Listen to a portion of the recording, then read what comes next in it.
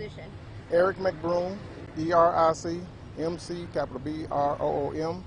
I'm a district chief with the Natural Fire Department, acting as assistant chief today. What's going on? Pretty huge scene here. Yes, it's a apartment fire, two-alarm apartment fire. As we was driving to the scene, we could see heavy black smoke. They went ahead and called for the second alarm.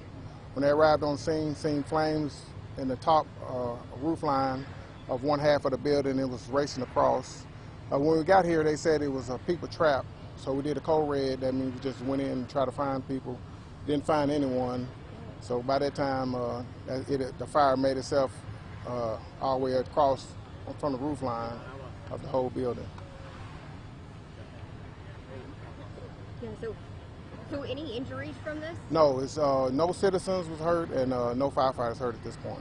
And tell me what are the challenges? We're out in some pretty heavy heat for you. Yeah, guys. it was hot. It was heat, and there was a lot of fire and a lot of smoke. When we got on scene, we went from offense quickly to defensive mode, and that's what we're in now. Just shooting it with our trucks. The areas up in the air and shooting the water with our trucks. Do we know what caused this? No, at this point we don't know what caused this. It's fire investigators here, fire marshals here to determine that. You all have been fighting for a long time. Can you give us an approximation of how long you've been fighting? We've been here approximately about almost 2 hours. This type of fire is pretty massive. What goes into this process of having to put out this type of fire? Well, you got to be safe for the most part. Hopefully, no injuries for my guys and no injuries for the citizens. So that's one thing. One thing we have to do is control that. And how many residents do you think will be displaced after all this? Well, I talked to the property managers. 21 units displaced, and a couple of buildings they cut the lights off in their buildings, but they'll be back on within an hour. So how many families or how many people would you say? She didn't have that number. She just told me 21 units, and I think it's a couple of them with more than one person on the lease. And these were apartments, not townhomes, These correct? were apartments, yes. I spoke with a neighbor that says she thinks it started on the 3rd floor. Do we know that yet? We don't know that right now.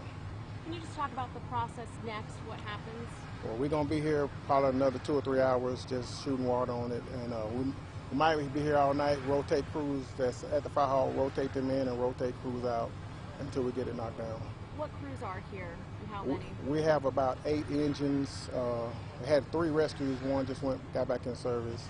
I have about 4 trucks here and about 5, 6 district chiefs.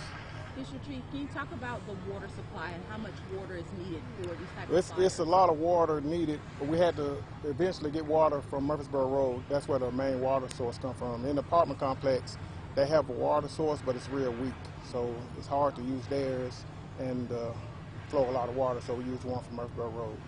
And we have like 4 engines in the relay to try to get the water here. Now, would you describe this as a complete loss? Probably. This apartment building right here probably would be a complete loss.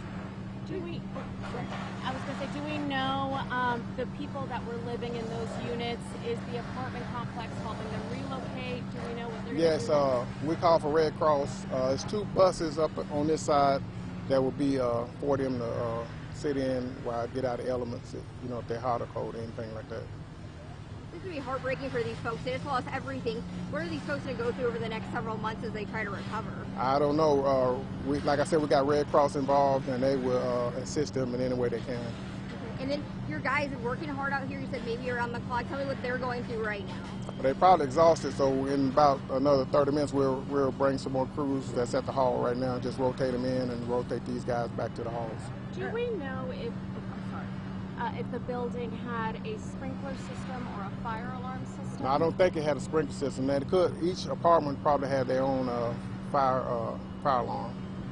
What about any animals? Were any animals?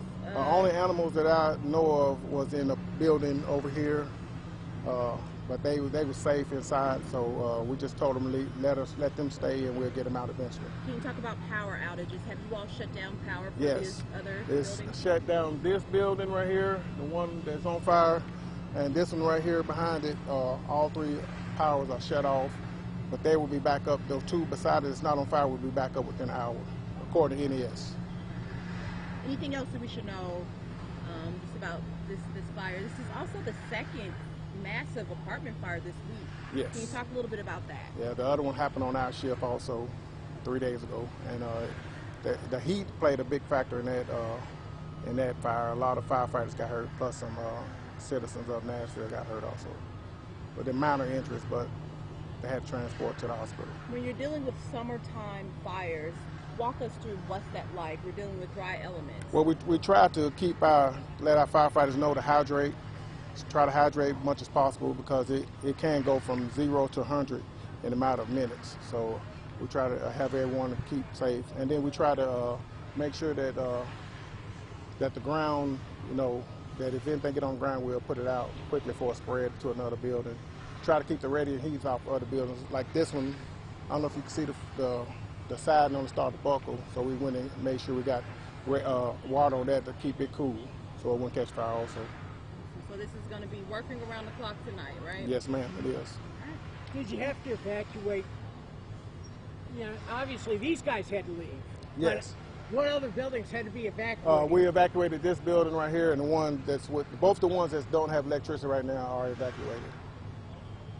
And is that something you guys did, or PD, or is that? We coordinated with the police department to try to get everyone out.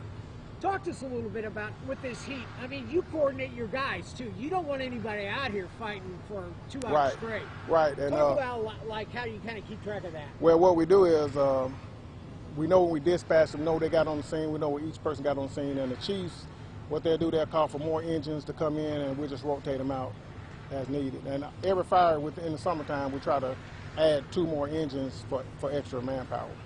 What's it like to work in this heat, like with your gear and everything? Yes, that's why you see most of us with our coats off right now, because we're not going in. So just take our coats off and just fight it from the outside.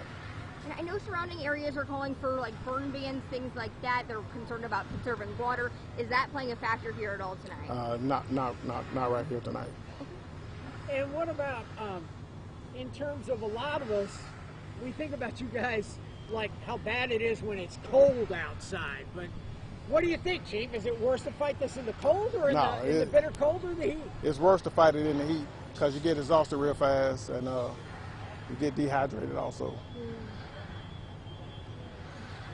Thank you, Chief. Thank you. All right.